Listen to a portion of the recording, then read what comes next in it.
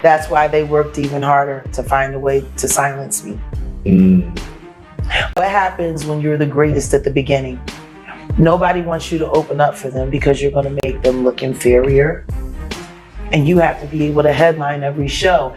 Jaguar After his recent arrests and legal issues, Wright has caused a stir in the media by claiming that Oprah Winfrey was complicit in a gruesome scheme involving Sean Diddy Combs. According to Wright's allegations, Oprah has assisted in concealing or enabling some of the contentious actions that Diddy has been accused of over the years. Those doors do not open. That's how it works. Someone like me is a great danger, huge danger, because not only am I outspoken, and not only do I still have the stamina to go at this thing at the rate that I go at it, pushing 50. They're pissed because I won't break. That encourages people to do what?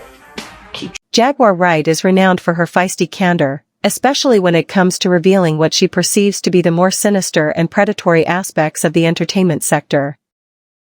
How are these people able to keep going on with the career? What do you mean? Doing these heinous crimes. What do you mean? Like, I'm just saying. You ain't never had a boy that you know did a whole bunch of dirt and you let him make it? You telling me that never happened? You never had somebody in your life who you know was dirty, who you know did dirt, and you let him make it? I see what you're saying, but think about that on a corporate level. Right. R. Kelly was the first corporately sponsored pedophile in the United States. Everybody knew. That's why I couldn't really watch that documentary, because half of the people that was in there, I can't believe he did it. You used to go get the bitch too. I watched you, dog. Wright's audacity extends beyond merely mentioning names. She goes into great detail on what she believes to be systematic exploitation, especially of women in the field. All of this gay agenda has to stop. To be homosexual is one thing. To be a gay person is fine. But to use it to manipulate and brainwash society for the purpose of population control or class control, caste system domination, that's not what, that shouldn't be. Yeah. It shouldn't be. Isn't that just being inclusive? Like, hey, we're trying to include everybody into our agenda. No, it's not being inclusive. What it is just being covertly domineering. Her courage in criticizing industry titans, even at the expense of her own reputation, demonstrates her resolve to bring attention to what she sees as serious injustices. What did you know that was going on in the world of Diddy? He's a sex worker. He's got guns and he's got semen-coated fucking VHS tapes. Is that something normal that happens in Hollywood? Yeah. Freak-offs. Hey, everybody know that. I've been saying it. So do you feel like people, when they hear pink cocaine, Young Miami has to bring across? Now, gay men have been using this for years. See, back in the day, if you went to a gay party or a gay rave, there were certain drugs that you would always find on hand. Viagra, ecstasy, Special K, and cocaine. Now see, the cocaine keep you up all night, but unfortunately it gives you limp noodle. So that's why you have the Viagra. Now see, the ketamine, that's a horse tranquilizer, so that relaxes all your muscles. You wouldn't feel it? Concerned about Oprah Winfrey's enormous power in Hollywood, Dr. Umar has said that nobody wants to be on the wrong side of her because of her immense influence. What effect, in your opinion, does Oprah's influence have on celebrities' readiness to criticize her? Of his guests are canceling their interviews because they don't want to get blacklisted by Oprah. Who wants to be on the wrong side of Oprah in Hollywood? Who wants to be on the wrong side of Tyler Perry in Hollywood? Who wants to be on the wrong side of Steve Harvey in Hollywood? And as a result of that, for many years, Hollywood has been linked to a sinister underside of misbehavior, exploitation, and scandals. And big names are frequently involved in these accusations. Evan Brown and Andre Brown, and he was later on 30 Rock, but they would come to us and they would tell us about vanity and losing your mind in Hollywood, and be careful. And they came back from Hollywood to try and expand us. And they sat us down, they're like, you ain't gonna believe what we saw. I'm like, what did you see? And they said, we saw so-and-so, huge name, so-and-so, huge name, and so-and-so, big name back in the day, chicken hawking at a party. And I went, what? See, you're white. I said, what's chicken hawking? Everyone he's white. He don't know chicken. I said, what is chicken hawking? That's when you hanging out with boys that are transvestites. I went, what? Diddy was arrested recently after his ex-girlfriend Cassie Ventura made shocking claims that he had mistreated her physically. It's about time Diddy was just arrested. So according to TMZ, Diddy was arrested and taken to federal custody in New York Monday night. Sources tell the outlet Homeland Security swooped into a Midtown hotel late Monday where Diddy was staying and they arrested him. I literally just saw footage of Diddy taking photos with fans with his children in Harlem. They said, we have unconfirmed reports that feds are searching his hotel room. TMZ continues that they're told that Diddy was taken to the FBI field office in Manhattan. It appears the action was taken in connection with the ongoing criminal investigation in the alleged trafficking and other offenses that led to search warrants of his New York home, LA home, and Miami home. According to Diddy's attorney, he tells TMZ, we're disappointed with the decision to pursue what we believe is an unjust prosecution of Mr. Combs by the U.S. Attorney's Office. Sean Diddy Combs is a music icon, self-made entrepreneur, loving family man, and proven. After a video of Diddy's abuse surfaced, Cassie's friend's testimony supported her allegations and helped lead to Diddy's imprisonment. Cassie's courageous decision to come out may be a turning point in the way that Hollywood handles abuse. Standing in the living room area, and she's there, and he was like, emotional singing, there you are. And I just was like, oh, he's talking to me. And I remember, I don't know if you know what his voice sounds like, but I felt like I was in the presence of his monster inside. And I remember looking in his eyes, and I said to him, what did y'all do? Because I could see that she was really sedated. That was the first time I ever seen her high before. And then he says, tell your girl she wants some birthday. And we were like, well, I mean, he said it to me, and I'm like, well, she doesn't have to have sex with you if she doesn't want to. He was upset, I guess that she didn't want to do with him whatever he wanted. I don't know. I don't feel like I could advocate for myself in that moment. I realized oh, this guy is dangerous. Robert Redford has been outspoken about systemic problems in Hollywood, claiming that it is getting more difficult than ever to expose the industry's darker side. It's not easy. I'll tell you that. It's not easy. The threats are enormous, and because success breeds a lot of attention.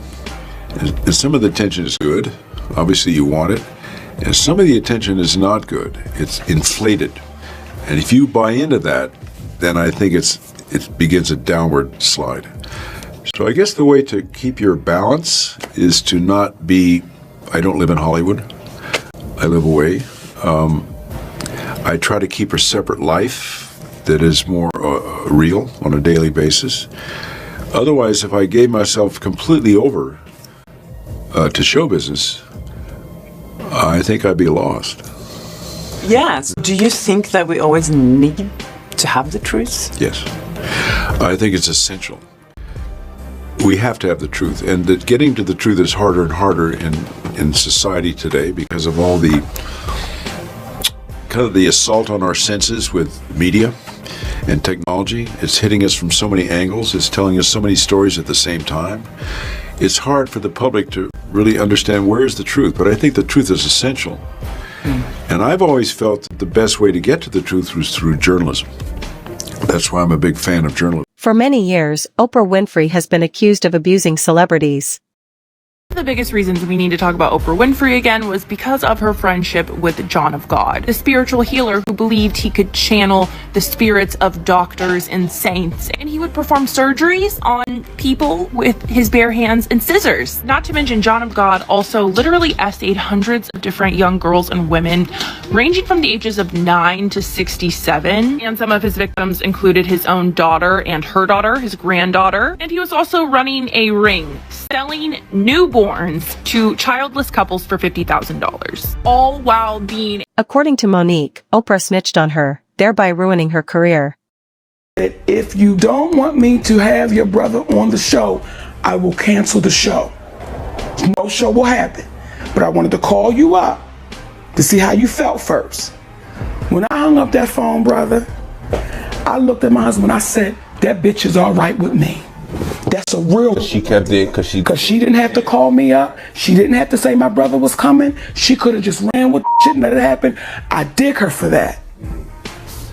Now I begin to see commercials with my brother, my mother, my father, and my other brother. Say, Oprah Winfrey, you know what you need to do, and stop hiding behind what you call was negative comments, what you call, oh, I don't even deal with things like that, because what people are beginning to do is see you for who you are. That's what she said to me.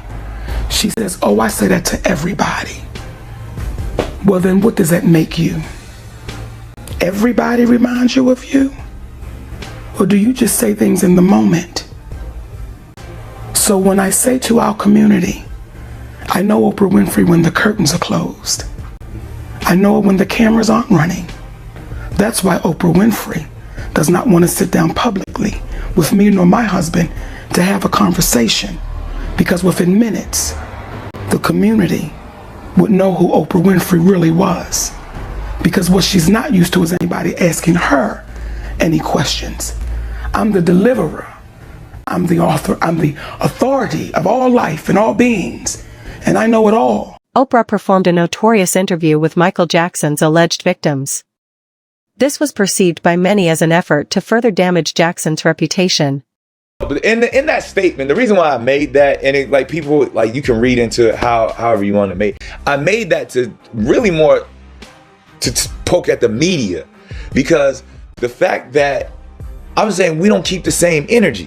I still ain't seen I have not seen Harvey Weinstein's mugshot.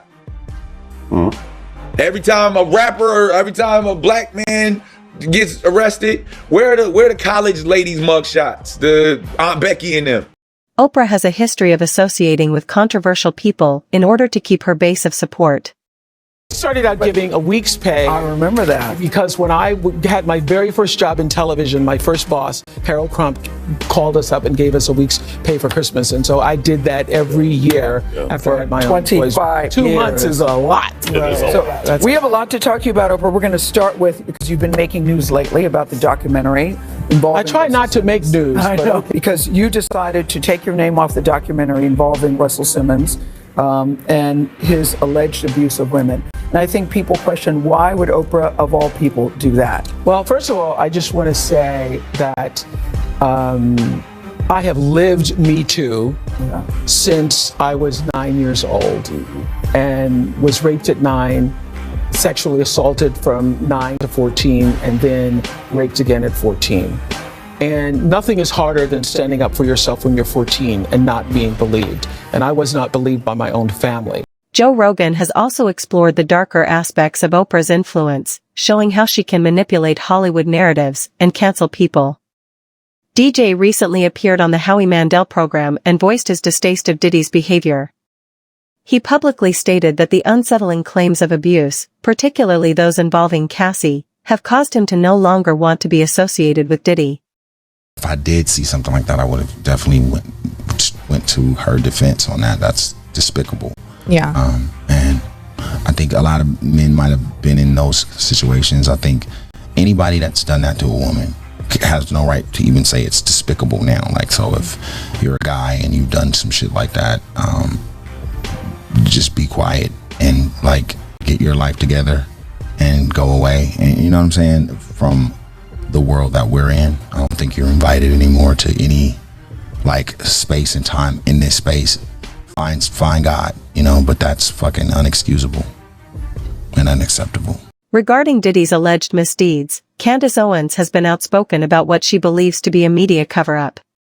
And there always has been one, and it's also pretty obvious that the mainstream media is basically just falling over themselves to hide that glaring obvious fact, because they are part and parcel of that gang, hence the reason they are oddly quiet or protective when it comes to the Diddy case.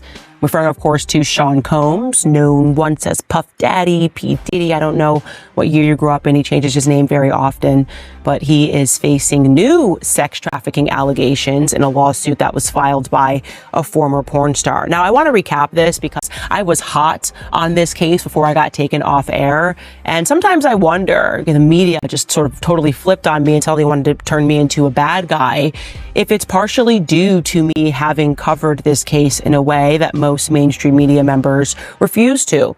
So let's quickly recap. We had last year Cassie Ventura, who dated Diddy for over 10 years, come forward with allegations that he had committed rape when he got mad at her, battery, that he had forced her into sex acts with male sex workers.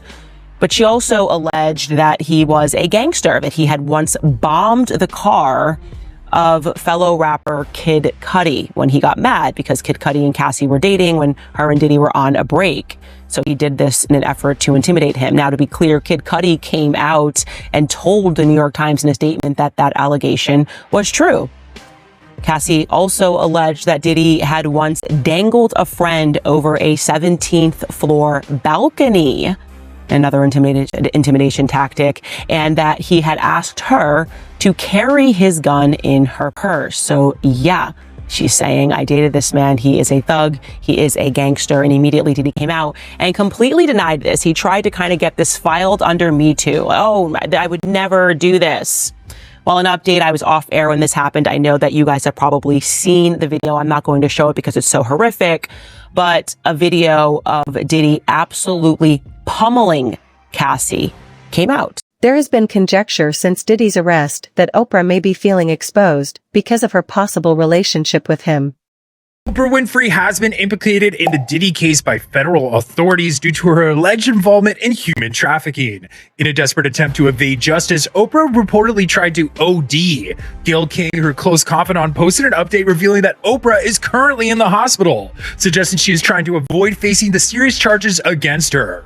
Meanwhile, Oprah's public relations team is in overdrive, attributing her hospitalization to complications from the weight loss drug Ozempic. Additionally, reports have surfaced that Oprah was allegedly involved in harvesting children in Hawaii for their anti-aging properties. Speculation is growing that Oprah may emerge from the hospital with a disability, potentially silencing her permanently about the accusations of trafficking children from her African school and exploiting kids in Hawaii for high-profile elite. Oprah and Diddy have been compared by critics, who claim that they are connected by their purported participation in larger conspiracies. Some people think the two are working together to further specific goals. Many people don't understand. A big part of the confusion and shame for child victims is that the attention and the seduction from the predator, who is probably going to be somebody you know. Right. In order for it to work, it has to be somebody you know, somebody you admire, somebody you respect, or maybe even love. And it feels good. I mean, if you're 7 years old and somebody, which I was trying to say this to my friends who had children, you're 7 years old and someone is stroking your penis, it feels good. Right. Even though you don't have a name for what that is, it feels good. One of the reasons it's so confusing for children. Yeah. And when I first said this years ago, people were like, you're crazy, because everybody wants to believe it's like sexual assault and you're being thrown up against the wall and you're being raped. And I have said for years, if the abuser is any good, you won't even know it's happened. You will be in it and you won't even know it's happened. And if the abuser is any good, he or she is going to make you feel like you're a part of it. I mean, and nothing is more being a part of it than what we just. Both are charged with acting unethically behind the scenes while preserving their public personas of generosity and prosperity.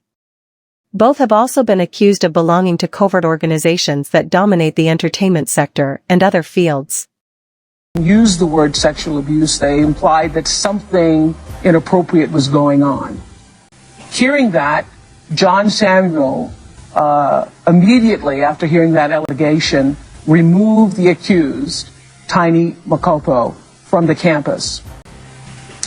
I was, needless to say, devastated and really shaken to my core when I first heard this news.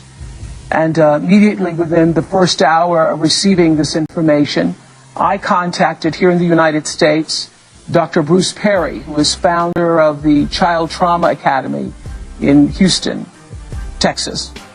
And Dr. Perry informed me that the law in the United States requires that one must report, even if you suspect child abuse, it must be reported to the Child Protective Services. And so he said, if I were you, I would confirm if that is also the law in South Africa, which I did. That concludes today's video. Watch this space until the next one.